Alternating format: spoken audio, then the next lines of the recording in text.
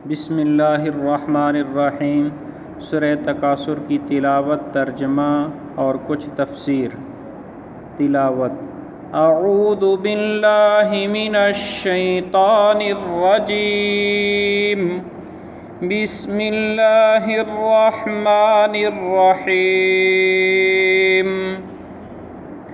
الہاکم التکاثر حتی زرتم المقابر، کلا سوف تعلمون ثم کلا سوف تعلمون، کلا لو تعلمون علم الیقین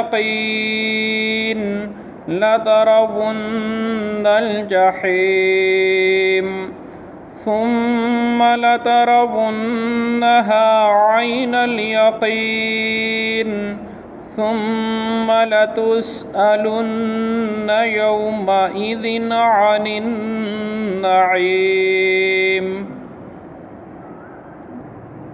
ترجمہ: کثرت کے ساتھ مال و دولت جمع کرنے اور ایک دوسرے پر فخر کرنے نے تم کو غافل رکھا یہاں تک کہ تم قبروں میں جا پہنچتے ہو۔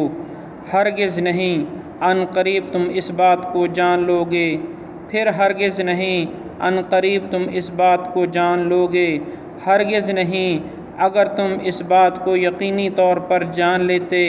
واللہ تم دوزخ کو ضرور بالضرور دیکھو گے، پھر واللہ تم دوزخ کو ایسا دیکھو گے جو خود یقین ہے، پھر اس دن تم سے نعمتوں کے بارے میں پوچھ ہوگی۔ کچھ تفسیر۔ الہاکم التکاثر، التکاثر کا معنی کثرت کے ساتھ مال و دولت جمع کرنا، اور بعضوں نے تفسیر اس کی تفاخر سے کی۔ التفاخر بکثرت المال والجاہ والعدد، یعنی مال، رتبے اور تعداد میں زیادہ ہونے پر ایک دوسرے سے فخر کرنا۔ ان دو باتوں نے تم کو غافل رکھا۔ کس چیز سے غافل رکھا؟ اللہ کی اطاعت سے۔ تو خلاصہ اس کا یہ ہوا کہ مال و دولت میں ایک دوسرے سے آگے بڑھنے کی دوڑ، اور مال و دولت میں اور عدد میں اور مرتبے میں ایک دوسرے سے فخر کرنے نے تم کو اللہ سے اور آخرت سے غافل رکھا۔ تم اسی حالت میں رہتے ہو حتی زرتم المقابر، یہاں تک کہ تم قبروں میں جا پہنچتے ہو۔ حتی زرتم المقابر، یہاں تک کہ تم مر جاتے ہو اور تمہیں قبروں میں دفن کر دیا جاتا ہے۔ ابن ابی حاتم رحمۃ اللہ علیہ کی حدیث ہے کہ رسول اللہ صلی اللہ علیہ وسلم نے فرمایا: الہاکم التکاثر عن الطاعۃ حتی زرتم المقابر حتی یأتیکم الموت۔ کلا، ہرگز مناسب نہیں ہے، ایسا ہرگز نہیں ہونا چاہیے۔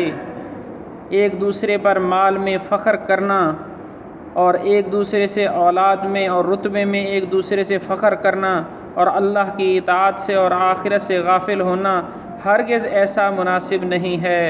سوف تعلمون، عن قریب تم اس بات کو جان لو گے۔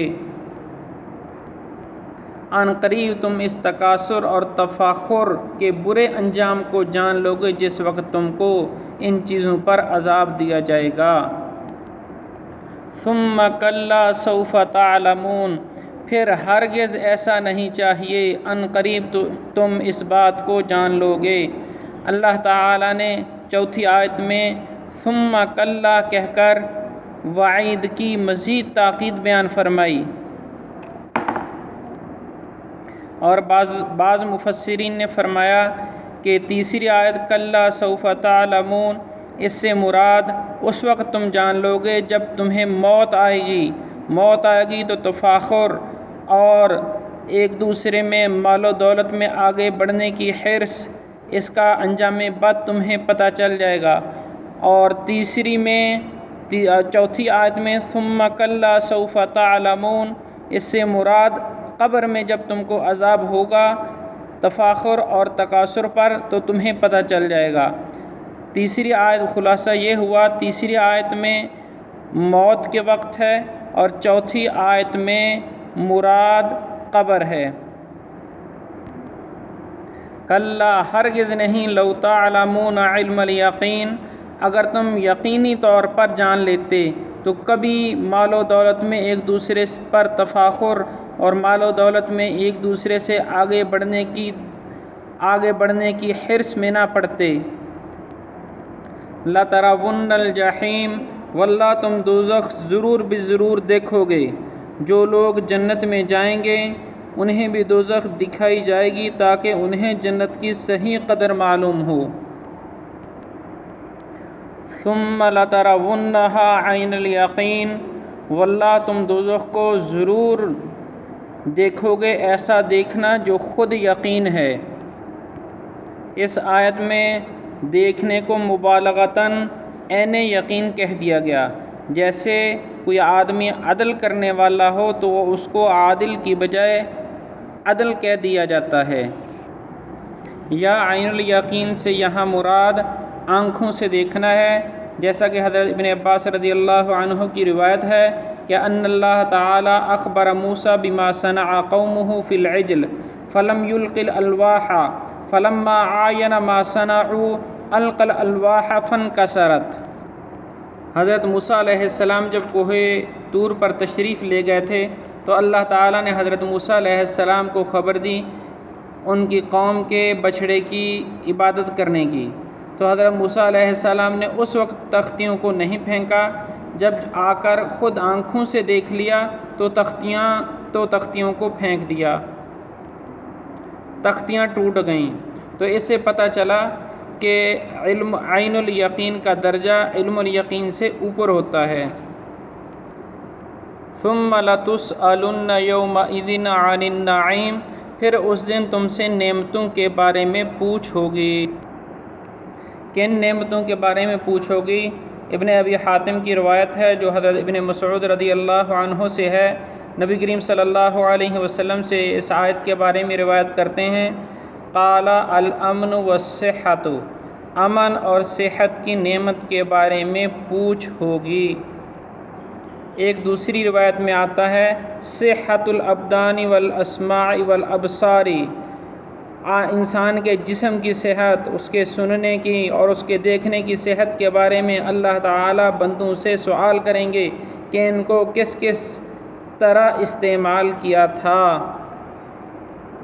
مجاہد رحمۃ اللہ علیہ سے اس آیت کے بارے میں روایت ہے کہ کل شیء من لذت الدنیا، دنیا کی ہر لذت کے بارے میں سوال ہوگا۔ قتادہ رحمۃ اللہ علیہ سے اس آیت کے بارے میں روایت ہے ان اللہ سائل کل نعمت فیما انعم علیہ، اللہ تعالیٰ نے جو بھی جس پر نعمت کی ہے اللہ تعالیٰ اس کے بارے میں بندے سے پوچھیں گے کہ اس نعمت میں تیری کیا کارکردگی ہے، اس نعمت کے شکر میں تو نے میری عبادت کی یا میری عبادات کو ضائع کیا۔ اللہ تعالیٰ تفاخر اور تکاثر سے بچائے اور اپنے احکامات پر صحیح چلنے کی توفیق عطا فرمائے، آمین۔